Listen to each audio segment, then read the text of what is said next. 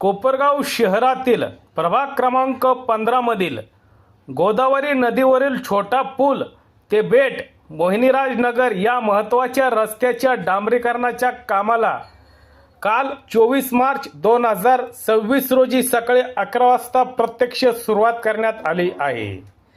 सदर रस्ता आमदार आशुतोष काळे यांच्या प्रयत्नातून मंजूर झाला असून 37,26,000 रुपयांच्या निधीतून हे काम हाती घेण्यात आले आहे।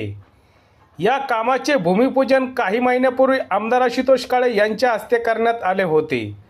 भाविक तसेच स्थानिक नागरिकांसाठी हा रस्ता अत्यंत महत्त्वाचा असल्याने येणाऱ्या श्रीराम नवमीपूर्वी हे काम पूर्ण करण्यात यावे अशी मागणी राष्ट्रवादी काँग्रेस पक्षाच्या वतीने करण्यात आली आहे।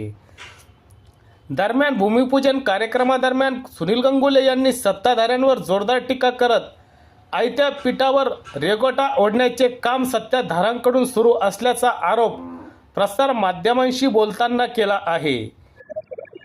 कोपरगाव शहराचे कर्तव्यदक्ष आमदार आशुतोष दादा यांच्या माध्यमातून कोपरगाव शहराचा हा जो महत्त्वाचा रस्ता आहे, पालखी रस्ता, या रस्त्यासाठी विशेष रस्ते अनुदानामध्ये जवळजवळ 40 लाखाचा निधी आमदार आशुतोष दादाने उपलब्ध करून दिला होता।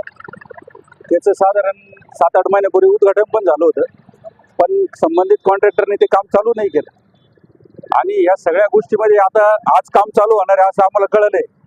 पण मला सांगायचं आहे की या कोपरगाव शहराला का या कोपरगाव शहराचे जे काही प्रमुख रस्ते, या सर्व प्रमुख रस्त्यासाठी आमदार आशुतोष दादांनी निधी उपलब्ध करून दिलेला आहे।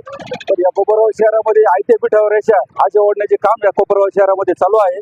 त्या गोष्टीचा मी राष्ट्रवादी काँग्रेसतर्फे निषेध करतो आणि हा जो महत्त्वाचा रस्ता आहे, संबंधित कॉन्ट्रॅक्टरनी 8 महिन्यापूर्वी 7-8 महिन्यापूर्वी याच्यात एक लेअर मारला होता।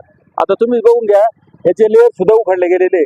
तर मला तुमच्या माध्यमातून त्याला सांगणं आहे की हा प्रमुख रस्ता आहे, पालखीचा रस्ता आहे आणि आता या 2 दिवसात रामनवमी आलेली, त्यामुळे हा रस्ता तातडीने आणि चांगल्या प्रतीचा करावा अशी मी त्यांना आमदार आशुतोष दादा काळे यांच्या वतीने आदेश देतो।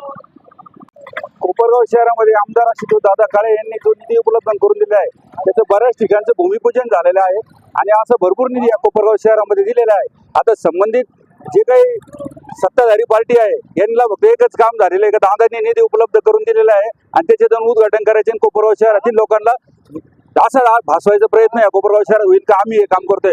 पण नागरिक फार हुशार आहे, त्यांना माहिती आहे का या कोपरगाव तालुक्याचे आमदार यांनी या कोपरगाव शहरामध्ये संबंधित सगळा निधी उपलब्ध करून दिला आहे।